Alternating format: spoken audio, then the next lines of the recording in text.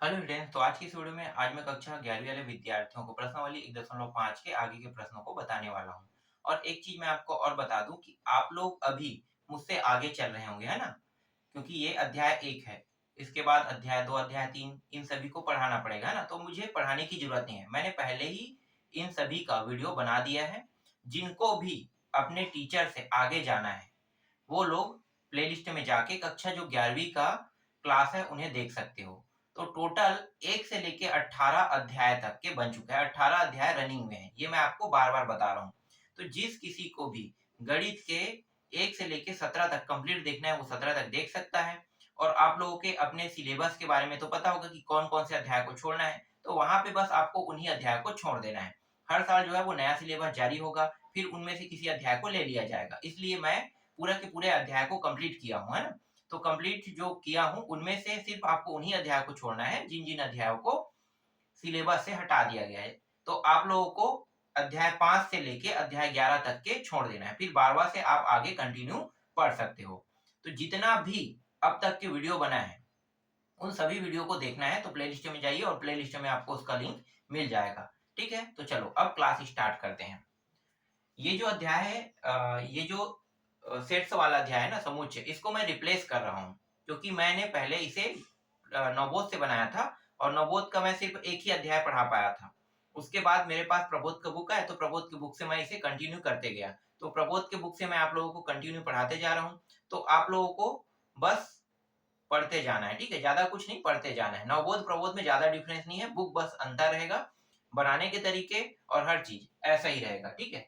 जितना हो सके उतना मैं बारीकी से आप लोगों को समझाने की कोशिश कर रहा हूँ। अच्छा लगे तो आप लोग ज़रूर रिप्लाई देना, ठीक है? तो चलो अब स्टार्ट करते हैं। देखो छठवां प्रश्न, यदि x और y ऐसे दो समुच्चय हैं कि x यूनियन y में 50 अवयव है और x में 28 अवयव है और y में 32 अवयव है, तो x इंटरसेक्शन y में कितने अवयव है बताना है। सीधा आप लोगों को पता है कि x और y दिया है ना। देखो ये है यूनियन, यूनियन में इसका मान दिया हुआ है, x में 28 दिया हुआ है और y में 32 दिया है। तो इसका मतलब क्या है, दिया है, पहले उसको लिख लो।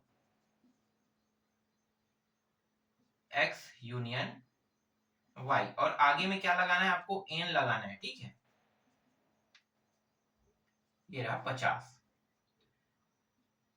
और इसके बाद देखो x, तो यहाँ भी n x, ठीक है? इस तरीके से ये अवयव को प्रदर्शित कर रहा है। कितना है, 28।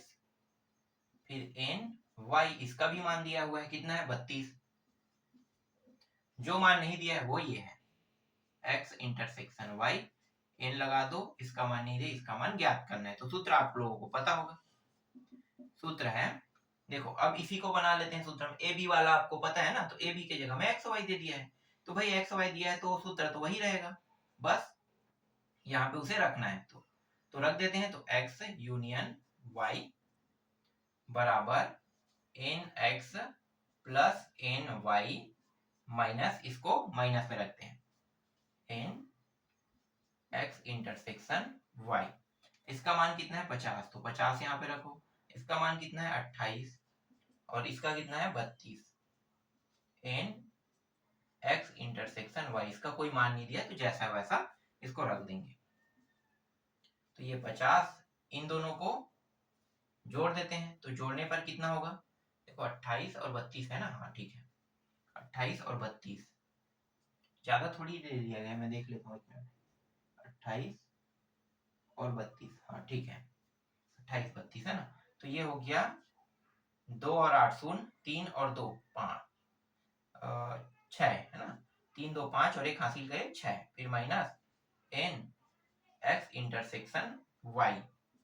ये जो मान है ये माइनस में इस पार लेकर आते हैं, तो ये N X intersection Y 60 minus 50 कितना हो जाएगा, 10। तो इसका उत्तर कितना आ रहा है, 10। ठीक है, इस तरीके से एक्स इंटरसेक्शन वाई में कितने अवयव है, 10 अवयव। और इंटरसेक्शन का मतलब क्या है, इंटरसेक्शन का मतलब ये है कि जो एक्स है और वाई है, देखो एक्स, ये x और y, x और y में दोनों में शामिल वाले अवयव को निकाले हैं। तो दोनों में शामिल वाले अवयव की संख्या 10 है। ठीक, चलो अब इसको मिटा देते हैं। जो आपका 7वां प्रश्न है उसमें थोड़ा सा चेंजेस है। चेंजेस क्या है मानों में। सातवां प्रश्न भी यही है। एक्स और वाई ऐसे दो समुच्चय हैं जिसमें एन एक्स दिया है। देखो आगे में एन एक्स दिया है तो मैं यहाँ पे इसको चेंज नहीं करूंगा, सिर्फ एन एक्स दिया है मतलब यहाँ पे जो मान दिया है इसके मान को मैं रख लेता हूँ। ठीक है, एन एक्स डायरेक्ट दे दिया है तो इस बार एन ऐसे लगा है, एन एक्स बराबर, और इसके जगह पे कितना दिया हुआ है 17। ठीक है 17। देखो टॉपिक पूरा सेम टू सेम है, ऐसे ही रहेगा है ना, बस थोड़ा बहुत आगे पीछे बदल रहा है तो बदल नहीं रहा हूं मैं, मात्र मानों को बदल रहा हूं यहाँ पे। फिर एन वाई 23, ये एन वाई और इसको बराबर करके 23 लिख दो। फिर यूनियन में मान दिया है तो यूनियन वाले को एन लगा के, यूनियन वाले का मान यहाँ पे दिया हुआ है प्रश्न में 38। ठीक है 38, और निकालना क्या है, यही इंटरसेक्शन वाले मान को निकालना है। ठीक है, तो इंटरसेक्शन वाले मान को निकाल लेते हैं। तो चलो इसको भी हल करो। तो ये जो दिया है कह के सभी टॉपिक को लिख लेना, डायरेक्ट हल करते हैं सीधा। एक्स यूनियन, यूनियन भी कुछ नहीं करेंगे, सीधा 38 रखते हैं। ठीक है, ये 38 और इसका मान कितना है 17। ठीक है, मैं थोड़ा डायरेक्ट कर रहा हूँ है ना। फिर प्लस 23, फिर minus N X intersection Y, तो 38 जोड़ दो इन दोनों को, 7 3 10 का शून्य, हासिल आई 1 और 2 1 3 और 4 हो जाएगा 40। फिर ये एन एक्स इंटरसेक्शन वाई, और ये इस साइड आ जाएगा एन एक्स इंटरसेक्शन वाई, क्योंकि माइनस में इस साइड आएगा प्लस हो जाएगा, और यहाँ पे 40 इसको इस पार भेज देते हैं तो 38 के साथ मतलब 38 को घटा देंगे क्योंकि ये प्लस में उस साइड आया कि क्या हो जाएगा माइनस, है ना। तो यहाँ पे कितना बच रहा है 2 आ रहा है। तो देखो x इंटरसेक्शन y मतलब x और y में दो अवयव थे तो x इंटरसेक्शन के दो ही अवयव में प्राप्त हुआ। ठीक है, तो इस तरीके से आपका सातवां भी बन गया। अब आठवां देखो, आठवां प्रश्न आप लोग बना के देखना, यहाँ पे मैं बता देता हूँ, सेम है, ज्यादा आपको तामझाम करने की जरूरत नहीं है। आठवां में यूनियन वाले में इस बार 18 दिया है। ठीक है, यहाँ पे 18 कर लेना, 18 है। x का मान इस बार 8 दिया हुआ है, कहाँ है भाई यहाँ पे, इसको हटा देना। ठीक है, ये 8 है और इसको हटा दो, ये 15 है। ठीक है, अब इंटरसेक्शन में मान निकालोगे, निकल जाएगा ना। प्रश्न थोड़ा अलग तरीके से उसमें लिखा हुआ है लेकिन समझ जाओ कि x यूनियन y दिया है मतलब 18 दिया है, लिखा कुछ भी हो, यूनियन में दिया है तो हमें हल सेम टू सेम ऐसे ही करना है। तो प्रश्न आठवां भी यहाँ पे बन जाएगा ना, तो इसको बना के देखना। इसके बाद नौवां प्रश्न, नौवां प्रश्न थोड़ा सा अलग तरीके से। देखो इस बार ना यूनियन दिया है ना इंटरसेक्शन, कुछ भी नहीं दिया है। ठीक है, इस बार कुछ भी नहीं दिया है तो ये प्रश्न कैसे बनेगा, चलो पहले मैं इस प्रश्न को लिख लेता हूं। 400 व्यक्तियों के समूह, नौवां प्रश्न, 400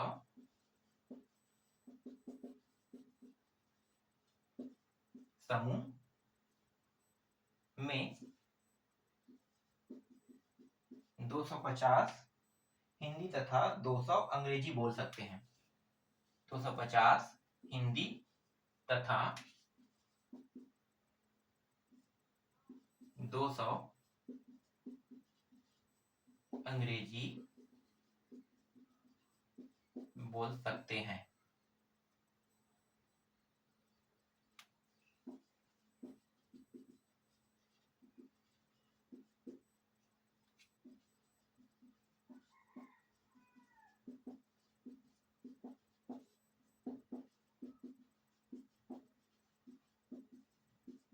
उसके बाद पूछा है कि कितने व्यक्ति हिंदी और अंग्रेजी दोनों बोल सकते हैं, कह रहा है।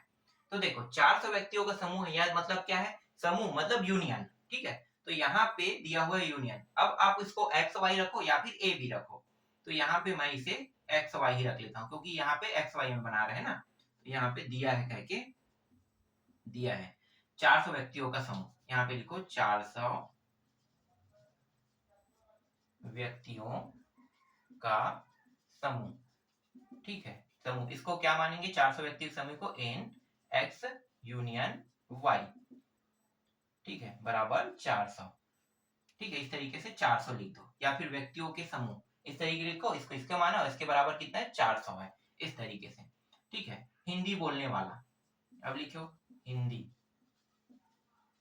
बोलने वाले, जिसको हम मान रहे हैं x n x। ठीक है, तो ये कितना है 250 है, और यहाँ पे माना भी लगाना है, दिया है नहीं लगाना है, माना है लगाना है। ठीक है, क्योंकि ये जो है ये मानने पर ही आएगा। ये हो गया। तो हिंदी बोलने वाले xn 250, अंग्रेजी बोलने वाले ny बराबर 200। ठीक है, हिंदी अंग्रेजी बोलने वाले कितने 200, और दोनों बोलने वाले ज्ञात करने हैं, तो लिखो दोनों बोलने वाले n x इंटरसेक्शन y बराबर प्रश्नवाचक। अब क्या करेंगे, बस हल कर देंगे, इन्हीं मानों को डायरेक्ट हल कर लेते हैं। तो ये 400, याद रखने एक चीज, यूनियन, ये जो इंटरसेक्शन में मान है ना, यूनियन सबसे बड़ा रहेगा, और इंटरसेक्शन जो है वो सबसे छोटा रहेगा। मतलब सबसे बड़ा मान ये है, इसके बाद ये दोनों मान जुड़ता है ना, जुड़ने के बाद इसके साथ क्या होता है, हल होता है। तो ऐसे भी मान होते हैं जो दोनों में शामिल हो, दो दो बार आ जाते, तो इसलिए 400 जो है वो सबसे बड़ा, ये दोनों के मानों को मिलाकर यूनियन बना है, और इन्हीं दोनों में जो दोनों में शामिल उनको मिला के इंटरसेक्शन है, इसलिए इंटरसेक्शन हमेशा सबसे छोटा होता है। तो देखो अभी जब सिद्ध करेंगे तो खुद पता चल जाएगा, मतलब हल निकालेंगे तो 400 250 प्लस 200 माइनस प्रश्नवाचक चिन्ह या फिर एन एक्स इंटरसेक्शन वाई, इस तरीके से। ठीक है, तो ये 400, इन दोनों को जोड़ो तो कितना होगा 450, फिर एन एक्स इंटरसेक्शन वाई। यहां भी डायरेक्ट हल कर रहा हूं ना, फिर ये इसको इस पार ले आते हैं, एक्स इंटरसेक्शन वाई को 450 माइनस 400 बराबर 50। देखो 50 आया, तो सबसे छोटा मान क्या है 50 है। ठीक है, तो इस तरीके से आपका 9वां प्रश्न भी कंप्लीट होता है। ज्यादा कुछ नहीं करना है, बस आपको थोड़ा सा लिखना पड़ेगा कि जो सबसे ज्यादा है, समूह बोल रहा है तो समूह मतलब सबसे बड़ा, जिसे हम यूनियन में लेते हैं। हिंदी बोलने वाले को ले रहे हैं तो भाई एक एक है, एक पर्सन है ना, तो हिंदी बोलने वाला एक पर्सन नहीं कहेंगे, एक पूरा समूह ले रहे हैं जो हिंदी बस बोल रहा है, तो यहाँ पे समूह का जिक्र नहीं किया है, हिंदी बोलने वाले का जिक्र है, तो उसको एक्स और अंग्रेजी बोलने वाले को वाई रखे हैं। ठीक है, अब क्या कर रहे हैं, दोनों बोलने वाले, दोनों बोलने वाला मतलब जिसमें से कुछ हिंदी के साथ अंग्रेजी भी बोलता है, और अंग्रेजी बोलने वाले में से कुछ हिंदी भी बोलता है, तो दोनों बोलने वालों की संख्या 50 है, तो उसे हम इंटरसेक्शन कहते हैं। क्लियर। अब अगला देखो, 9वां के बाद 10वां।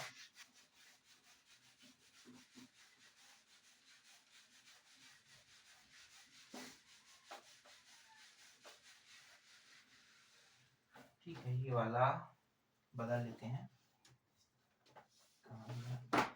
इसमें का इंक खत्म हो गया है,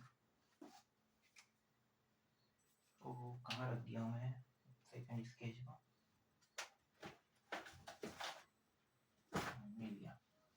ठीक है, अब 10वां प्रश्न। ठीक है, इंक खत्म हो गया था, अब इस वाले स्केच से देखें। काला वाला क्या है, स्पष्ट दिखाई देता है, और ये दिखाई नहीं देता है। देखो यहाँ पे इस प्रश्न को पढ़ लेते हैं। ठीक है, यहाँ पे इस प्रश्न को मैं पढ़ रहा हूँ, ये इतना इतना भी टफ नहीं है, ये तो ऐसे ही बन जाएगा।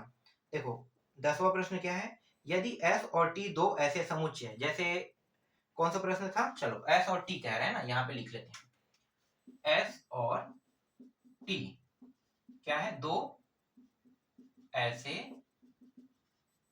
समुच्चय है। ठीक है, ज्यादा बड़ा नहीं लिख रहा हूँ, छोटा लिख रहा हूँ, बस आपको दिखना चाहिए, और बाकी सब तो टॉपिक वही रहेगा ना। तो ऐसे दो समुच्चय है, अब आपको पता चल गया क्या करना है। S में 21, देखो S में 21 कर रहा है, 21 यहाँ पे रख देता हूँ, S में 21,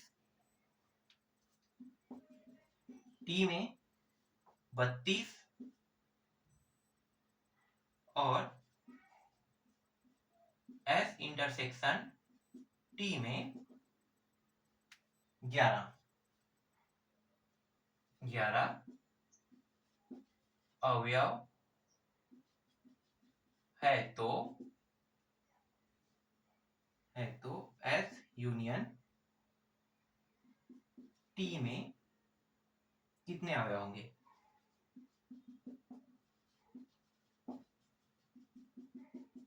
चलो इसको हल करते हैं, बहुत आसान है, कुछ नहीं करना है, बस आपको सूत्र लगा देना है। ठीक है, यहाँ पे आपको क्या करना है, दिया है कह के लिखना है। जैसे एस में, एस और टी दो ऐसे समुच्चय जिसमें एस में क्या है 21, मतलब एन एस बराबर 21 ऐसे पहले लिखना है।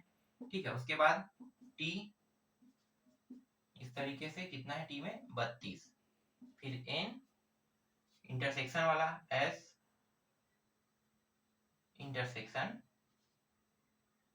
टी में 11। ठीक है, और ज्ञात क्या करना है, एन एस यूनियन टी ज्ञात करेंगे इस तरह की प्रश्नवाचक। अब हल कर देते हैं। तो देखो एस यूनियन टी पहले आता है, फिर एस, फिर प्लस टी, फिर N S S intersection T. ठीक है, मानों को रख देते हैं। तो देखो इसका मान ज्ञात करना है, तो इसका तो कोई मान नहीं है, पर इन सभी का मान है।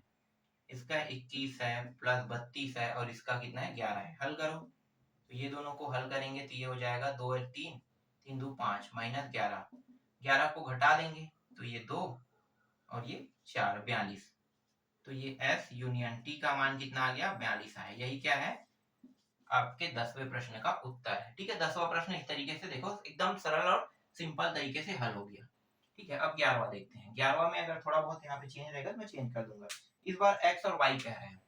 ठीक है, अब ऐसे समुच्चय जैसे कि यहाँ पे एक्स और ये वाई हो गया, ऐसे दो समुच्चय कह रहे हैं जिनमें एक्स में 40। अब यहाँ पे ये जो एक्स है इसमें 40 कह रहे हैं, और वाई में, एक्स में 40, वाई में नहीं दिया है, वाई में कुछ भी नहीं दिया, मतलब वाई का मान निकालना है। समझो एक्स यूनियन वाई में 60, एक्स यूनियन, इसको यूनियन कर लो, और इसमें 60 अवयव है। और ठीक है, इसमें भी अवयव है, कितने हैं, इंटरसेक्शन में, इसको इंटरसेक्शन में कर लो, 10 अवयव है। तो y में कितने अवयव, y में यहाँ पे y को हटा देंगे, है ना, इसको हटा दो सीधा, y में कितने अवयव है ये पूछ रहा है। ठीक है, तो इसको अगर हल करते हैं तो देखो बहुत ही आसान है, बहुत ही आसान। ठीक है, इसको मिटाओ और सीधा डायरेक्ट हल करते हैं। जो दिया है करके लिखना है वो टॉपिक आप लोग लिख लेना। ठीक है, जैसे मैंने अभी लिखा है, बस डायरेक्ट हल कर लेते हैं। तो देखो x यूनियन y इस तरीके से, नहीं या इसको भी नहीं लगते, सीधा मान रख देते हैं। यूनियन में कितना है 60 है। ठीक है, 60 है और 40 और एन वाई, इसका मान नहीं है तो इसका मान निकालना है, और इसका मान कितना है 10 है। तो ये रहा 60, 40 में 10 घटाओ कितना आएगा, 30 है ना, मैं जोड़ रहा था, 30 आएगा। फिर एन वाई, इसको इस पर ले आते हैं, तो ये रहा 60, क्या आएगा 30 हो जाएगा, और एन वाई बराबर कितना होगा 30। तो एन वाई का मान यहाँ पे 30, मतलब वाई में कितने अवयव है, वाई में 30 अवयव है। इस तरीके से आपका 11वां कंप्लीट होता है। फिर 12वां देखो,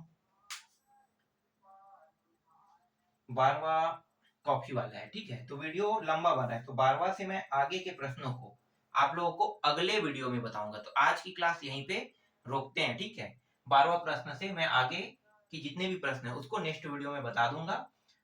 और आप लोगों को एक चीज मैं बताना चाहूंगा कि मैंने पहले ही वीडियो बना लिया है, तो आप लोगों में से जिनको भी अपने टीचर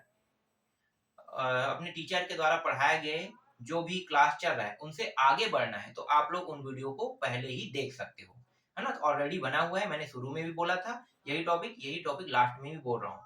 तो अगर आप पूरा वीडियो देखते हो तो आपको ये चीज देखना चाहिए कि आप कितना आगे तक जा सकते हो, क्योंकि आपको सबसे पहले तो फटाफट सारे अध्यायों को कंप्लीट करना है ना। कंप्लीट करने के बाद ही आप दोबारा रिवीजन कर पाओगे, और आपका जो त्रैमासिक पेपर होगा उसमें 1 से 4 अध्याय तक तो आएगा ही आएगा। तो आप अभी से इसी मंथ में 1 से 4 अध्याय तक कंप्लीट कर लो।